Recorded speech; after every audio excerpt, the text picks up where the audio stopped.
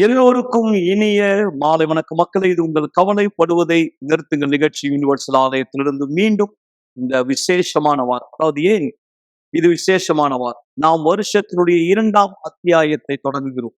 நேற்று நாம் அதை தொடங்கினோம். ஜூலை 1ஆம் தேதி.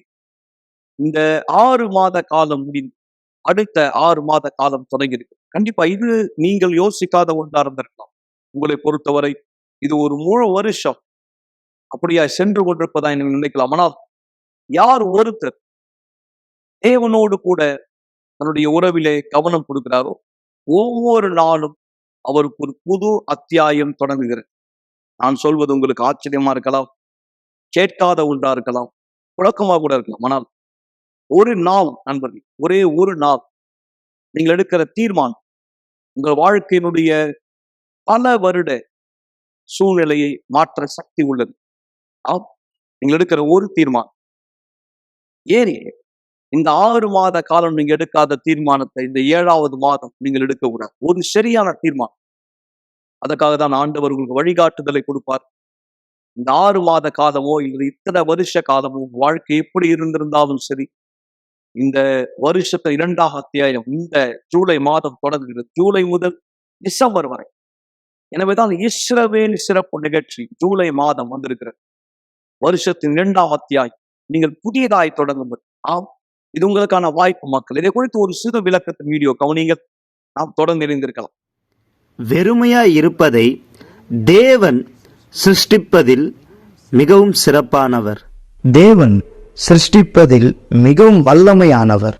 எப்போ பூமியானது ஒழுங்கின்மையும் வெறுமையுமாய் இருந்ததோ, தேவனுடைய வார்த்தையின் பிரகாரமாய் எல்லாம் உருவாக்கப்பட்டிருந்தது. அதேபோல் ஜெயித்தவர்களும் இருந்தார்கள். யாரெல்லாம் தன் வாழ்க்கையில் தேடினார்களோ அவர்கள் பெற்றுக்கொண்டார்கள். வெறுமையை எப்படி நிரப்புவது என்று. ஆபிரகாமனுடைய வெறுமை, தன் வாழ்க்கை இருந்த அவமானம் மாறியது, வாக்களிக்கப்பட்டதை பெற்றார். அன்னானுடைய வெறுமை மாற்றப்பட்டு ஆனந்தத்தின் கண்ணீரை பெற்றார். ராகாபனுடைய வெறுமை தொலைக்கப்பட்ட வாழ்க்கையாய் இருந்தது, பரிபூர்ணம் அடைந்த வாழ்க்கையாய் மாறியது. யோபினுடைய வெறுமை எல்லாவற்றை இழந்தார். கடைசியில் தேவனை அறிந்து கொண்டார். மீண்டும் யாவையும் பெற்று கொண்டார். கிதியோனின் வெறுமை அவருக்கு அவமானமாய் இருந்தது. கடைசியில் வெற்றியை கண்டார். கல்யாண வீட்டின் அங்கிருந்த பானைகள் வெறுமையாய் ஆனது. இயேசு தண்ணீரை நிரப்ப சொன்னார். அது புது திராட்சரசமாய் மாறியது. உதிரப்போக்கில் இருந்த அந்த ஸ்ரீ வெறுமையாய் இருந்தார். ஆரோக்கியம் இல்லாமல் பணத்தை இழந்து யாவும் மாறியது. அவர் வாழ்க்கை பரிபூர்ணம் அடைந்தது. நீங்கள் பார்க்கும் இந்த வனாந்திரம் வெறுமையாய் இருக்கிறது. அதே இடத்தில் தேவன் தன் வல்லமை வெளிப்படுத்தினார். பகலில் மேக ஸ்தம்பமாகவும் இரவில் அக்னி ஸ்தம்பமாகவும் நிரப்பப்பட்டது. தேவன் வரும் பிரசன்னம் வெறுமையை நீக்கும். வெறுமையாய் இருந்த அந்த ஜனங்களை வழிநடத்த தேவன் வந்தார். அதனால்தான் அவர் மிகவும் சிறப்பானவர். நிறைவேற்றின வாக்கு தத்தம் பரிபூர்ணம், முழுமையான மாற்றம் அடைவது. எனவே யார் நீங்கள் வெறுமையோடு உங்களுடைய சரீரத்திலும் ஆத்மாவிலும் இருக்கிறீர்களோ, எனவே உங்கள் வாழ்க்கை அர்ப்பணியுங்கள், நீங்கள் நிரப்பப்படுவதற்காக. ஏனென்றால் அவருக்கு தெரியும் எப்படி சிறப்பான விதத்தில் செய்வதென்று. எனவே வெறுமையின் அவமானத்தை மாற்றிக்கொள்ள விரும்பினால் வாக்களிக்கப்பட்டதை பெற்றுக்கொள்ள வாருங்கள்.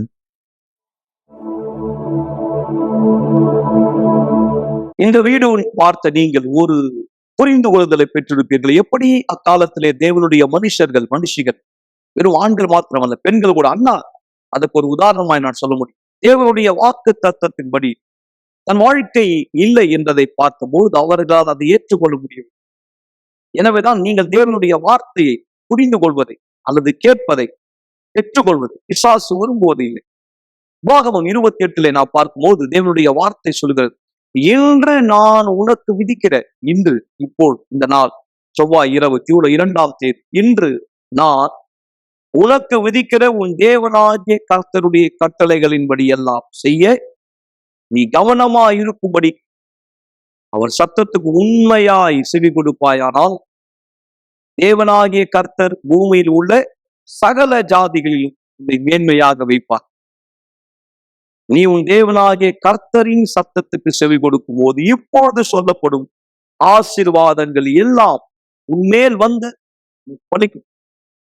ஒருவேளை என் வாழ்க்கை சாபத்துல இருக்கிறது, என் வாழ்க்கை தோல்வியில இருக்கு, என் வாழ்க்கையில அதிர்ஷ்டமே இல்லை, நான் ஒரு துர்பாக்கியசாலி என்று நீங்கள் சொன்னால் இன்று கேட்ட வார்த்தை என்ன? இந்த ஆசீர்வாதங்கள் எல்லாம் உன்மேல் உனக்கு பலிக்கும். இன்று உன் தேவனாகிய கர்த்தருக்கு நீ உண்மையாய் செவி கொடுப்பாயா. நீங்க யாரா இருந்தாலும் சரி, இன்னைக்கு நீங்கள் பார்க்க போகிற சாட்சிகள், கேட்க போகிற வார்த்தைகள், கேட்ட இந்த சத்தியம், இதை நீங்கள் ஏற்றுக்கொண்டால், நீங்கள் நான் கீழ்ப்படிய போகிறேன் என்று சொன்னால், இந்த மக்கள் செய்ததை போல நீங்கள் பார்ப்பீர்கள். ஜூலை தொடங்கி டிசம்பர் வரை உங்க வாழ்க்கை இதே போல இருக்க வாய்ப்பே இல்லை. மக்கள், நீங்க யாரா இருந்தாலும் சரி, நான் உங்களோடு பேசுகிறேன் திரை வழியாய். நீங்க யாருன்னு எனக்கு தெரியாது, நான் யார் என்று உங்களுக்கு தெரியாது, ஆனால் தேவனுக்கு தெரியும் உங்கள் சூழ்நிலை என்ன. ஆண்டவர் அறிவார். நீங்க இப்போ இந்த நேரம் என்ன நம்பி கடந்து போறீங்க. இந்த நிகழ்ச்சி எதற்காய் தெரியுமா மக்களை? வனாந்தரத்தில் இந்த வாக்கு தத்துவத்தை கொடுத்த கர்த்தர் மோசையின் மூலம் வனாந்தரத்தில் அவர் ஜனங்களை, ஒரு கோழி தன் குஞ்சுகளை தன் சிறகுகளின் கீழே, இதே போல கழுகு தன் சட்டைகளின் கீழே பராமரிப்பது போல கர்த்தர் பாதுகாத்து வனாந்தரத்துல கொண்டு சென்றார்.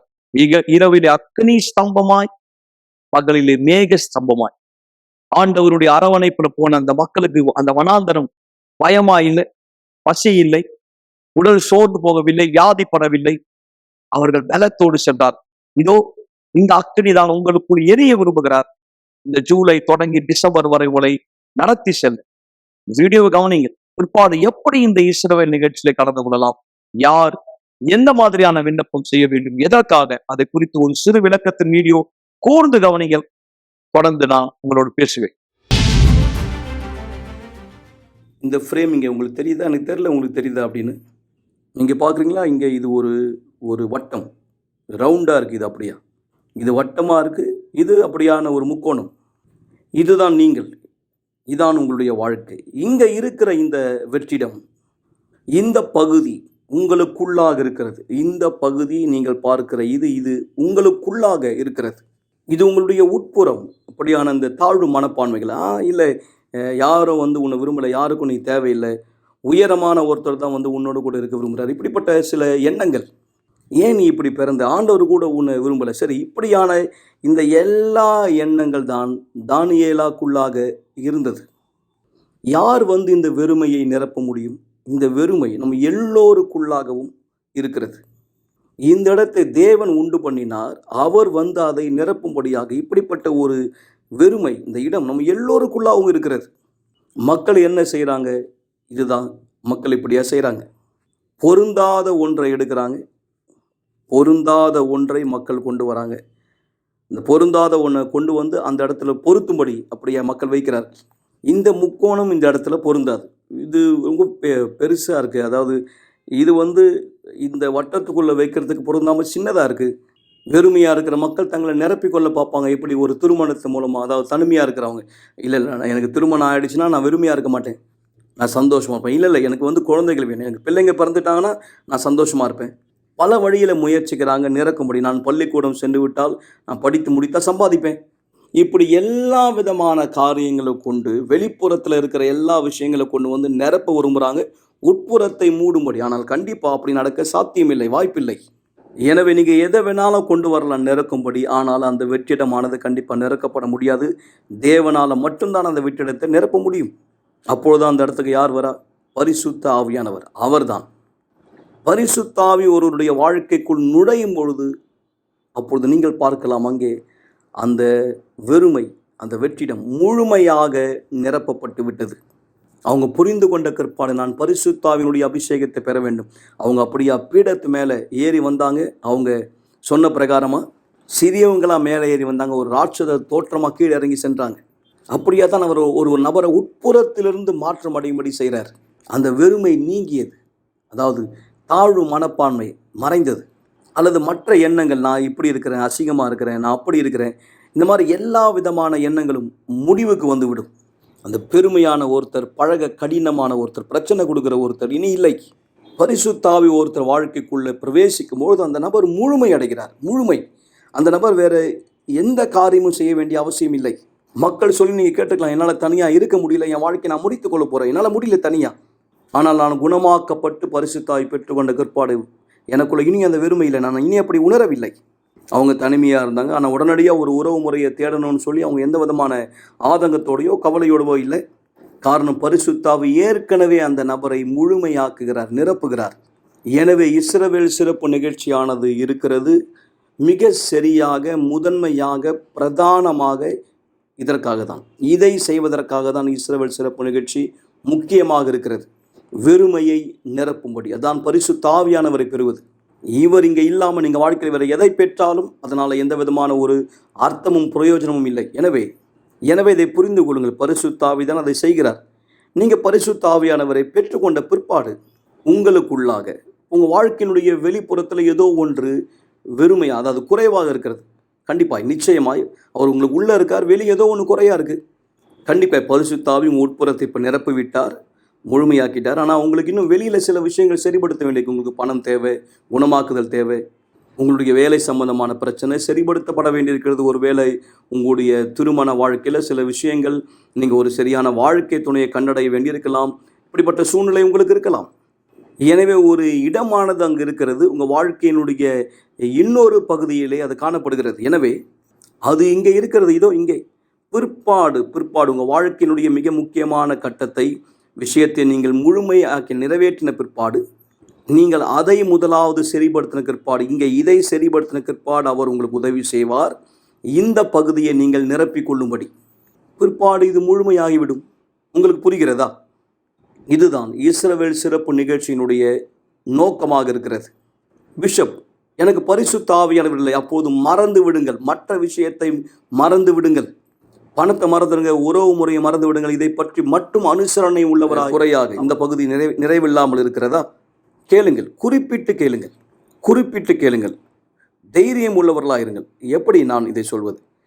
அதாவது உங்களுடைய விண்ணப்பத்தில் அதாவது மாயை இல்லாதபடி பார்த்து கொள்ளுங்கள், சுயநலம் இல்லாதபடி பார்த்து கொள்ளுங்கள். இல்லை, எது உங்களுக்கு மிக முக்கியமானது என்றால், எனக்கு ஒரு கணவர் தேவை, இல்லை எனக்கு ஒரு தேவனுடைய மனுஷன் தேவை. எப்படிப்பட்ட ஒரு பெண் தேவை? இல்லை எனக்கு ஒரு தேவனுடைய மனுஷி அப்படியாக தேவை. உங்களுடைய எதிர்கால கணவர், உங்களுடைய எதிர்கால மனைவி, அவங்களிடத்துல எப்படிப்பட்ட ஒரு வித்தியாசத்தன்மை இருக்க வேண்டும் என்று விரும்புகிறீர்கள்? தெளிவாய் குறிப்பிட்டு தேவனிடத்தில் கேளுங்கள், உங்களுடைய விசுவாசத்தை பயன்படுத்துங்கள். இந்த விசுவாசத்தில் சிறப்பு நிகழ்ச்சியிலே கலந்து அதி அற்புதமான இந்த விளக்கத்தை பெற்ற நீங்கள், இந்த வீடியோ பார்த்த நீங்கள் இப்போது அதி அற்புதமான சாட்சி. இந்த அக்கினி ஒருத்தர் வாழ்க்கைக்குள் வரும்போது அவர் வாழ்க்கை உண்மையா வெறுமையா இருப்பது சாத்தியமா?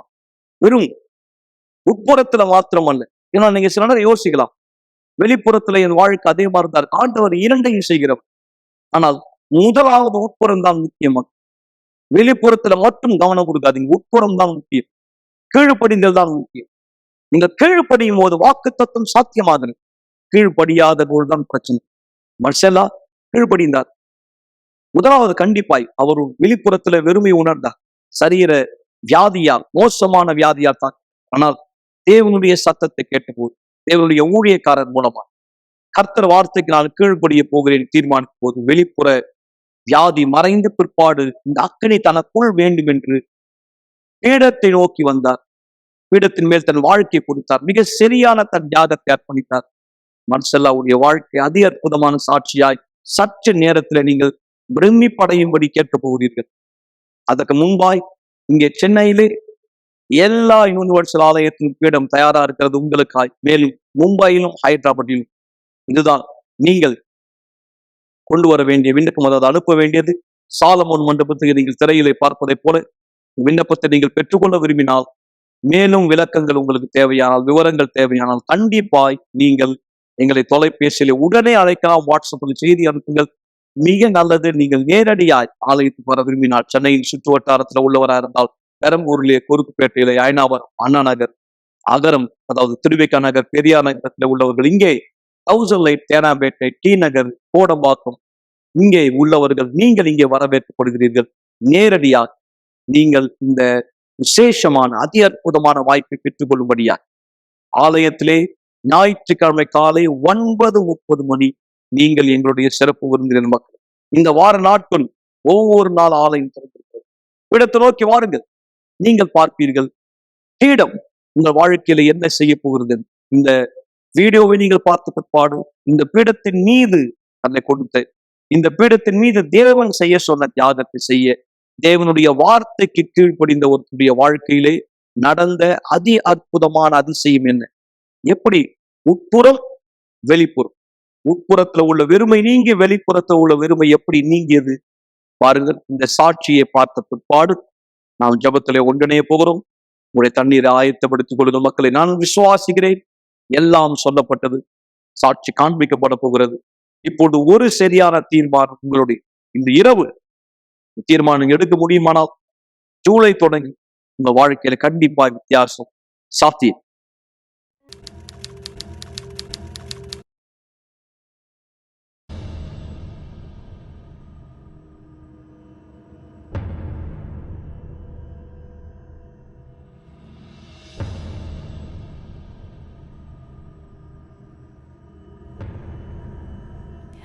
என் சரீரத்துல இருக்க இந்த காயம் எனக்கு ரொம்ப வலியா இருக்கு. என் முழு சரீரமும் ஒரு மிஷின்குள்ளாக சுத்துறது போல இருக்கு.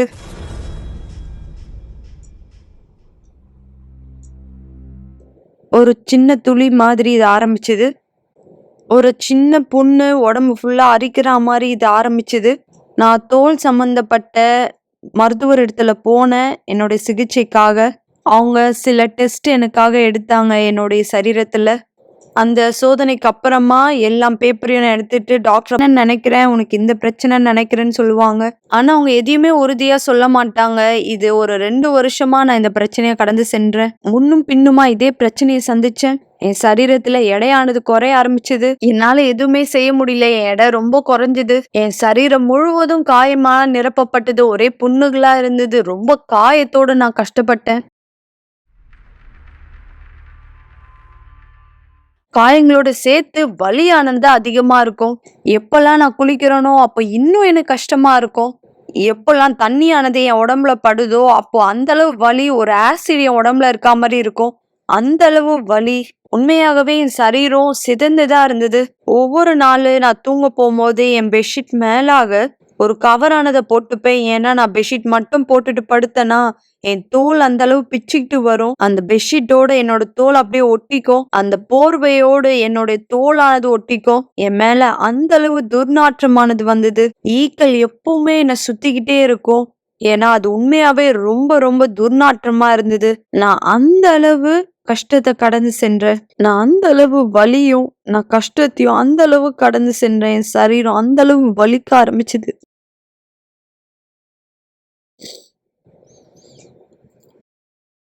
ஒரு நாளும் நான் யோசிச்சதில்ல நான் இதை கடந்து செல்வேன்னு.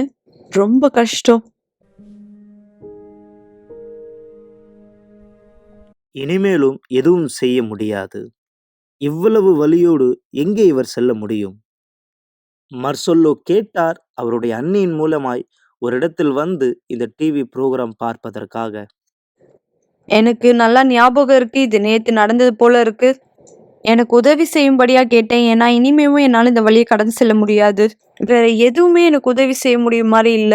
எந்த பணத்தினால எனக்கு உதவி செய்ய முடியல, எந்த மருத்துவனால எனக்கு உதவி செய்ய முடியல, எதுவுமே எனக்கு உதவி செய்ய முடியல. அதனால நான் கேட்டேன், எனக்கு உதவி செய்யுங்க, தயவு செஞ்சு என்னை இதுல இருந்து காப்பாத்துங்க. எனக்கு உதவி வேணும், எனக்கு உதவியானது வேணும். தயவு செய்து எனக்கு உதவி செய்யுங்க. நீங்க இப்ப எனக்கு உதவி செய்யலாம், நான் இறந்துருவேன்.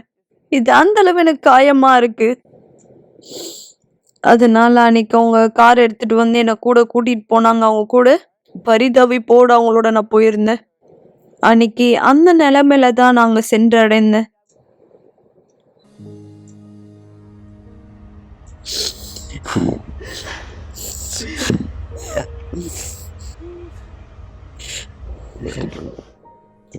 உங்க கஷ்டம் ரொம்ப பெருசா இருக்குல்லம்மா. இந்த சூழ்நிலை மாறும். அங்கதான் ஒரு தேவனுடைய மனுஷன் வந்தார். எனக்கு ஒரு சவாலானதை கொடுத்தார். அவர் சொன்னார், நான் இந்த சவாலை செஞ்சு நான் குணமாக்குதலானதை பார்க்கலன்னா என் சரீரத்துல இருக்க எல்லா வியாதியும் அவருக்கு மாற்றப்படும். அவருடைய வேதாகமத்தை அவர் கொண்டு வந்தார். அவர் தேவனுடைய வார்த்தையை திறந்தார். அவர் உறுதியானதை கொடுத்தார். நான் குணமாக்கப்படுவேன்னு. அந்த நாள் நான் தேவனுடைய பீடத்து மேல போனேன். ஏன்னா எனக்கு உதவியானது தேவையா இருந்தது. அன்னைக்கு நான் பீடத்து மேல போகும்பொழுது என் உறவினர் என்னோட இருந்தாங்க உதவி செய்யறதுக்கு. ஆனா நான் சொன்னேன் இல்ல. நான் எப்போ பீடத்துல இருந்து கீழே இறங்கினோ எனக்கு ரொம்ப கஷ்டமா இருந்தது. ஆனா எனக்குள்ளாக உறுதி இருந்தது. தேவன் ஏற்கனவே இருக்கார் எனக்கு உதவி செய்ய. என்னோட குணமாக்குதல வேலை செஞ்சிட்டு இருக்கார். அன்னைக்கு நான் திரும்பவும் வீட்டுக்கு போய் நல்ல உறக்கத்தை பெற்றுக்கொண்டேன். அந்த நாள் தொடங்கி நான் வித்தியாசமான நபரா மாறினேன். நான் சிறப்பு நிகழ்ச்சியில கலந்துக்கிட்டேன். ஒவ்வொரு ஞாயிற்றுக்கிழமையும் நான் என் விசுவாசத்தை பயன்படுத்தினேன். நான் அபிஷேகப்பட்ட தண்ணியை பயன்படுத்தினேன். அந்த தண்ணியை குடிப்பேன். என் விசுவாசத்தை பயன்படுத்தினேன். என் விசுவாசத்துல முன்னோக்கி போனேன். என் காதுக்குள்ளாக போற ஒவ்வொரு தேவனுடைய வார்த்தையும் என் குணமாக்கலுக்கான மருந்தா இருந்தது.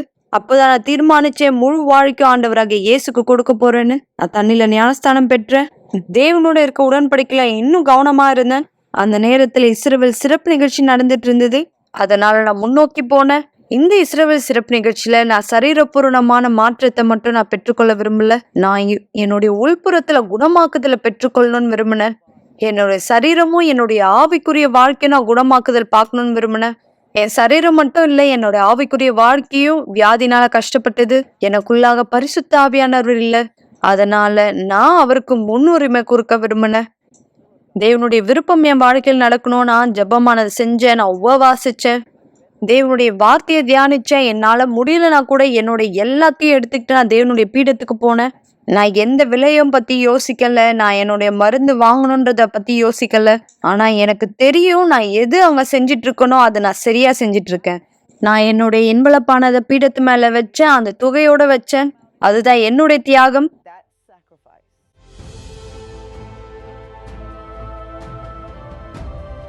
தன் வாழ்க்கையை மாற்றிக்கொள்ள தேவனை நோக்கி செல்கிறார். பீடத்தின் மீது ஏறுகிறார் தன் வாழ்க்கை மாற்றிக்கொள்ள.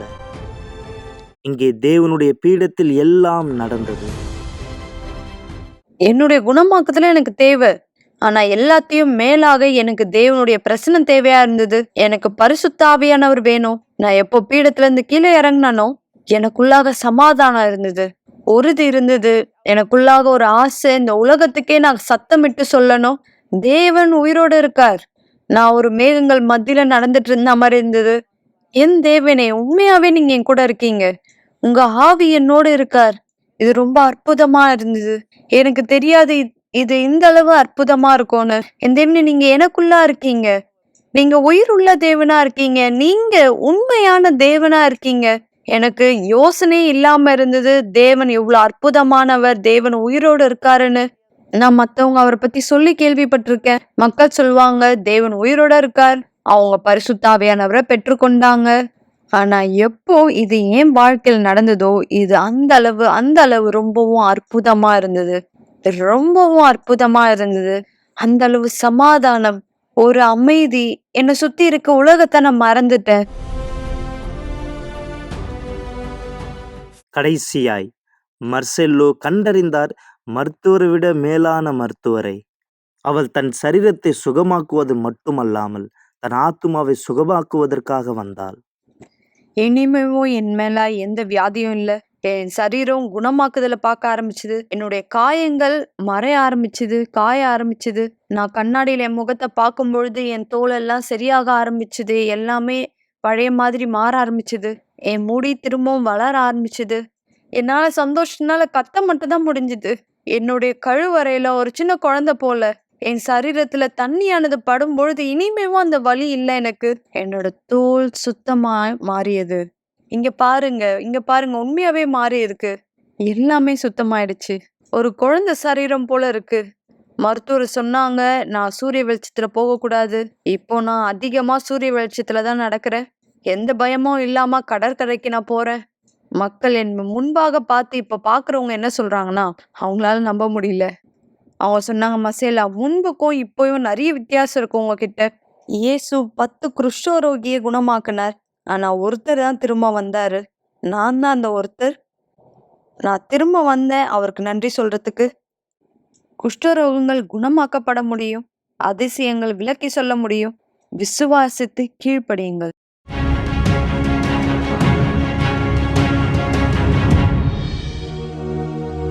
ஒரு கிளாஸ் தண்ணீரை ஆயத்தப்படுத்திக் கொள்ளுங்கள் அல்லது தொலைக்காட்சிக்கு அருகாமையிலே வாருங்கள். இந்த நேரம் உங்களுக்கான ஒரு சிறப்பு ஜெபத்தை நாம் செய்ய போகிறோம்.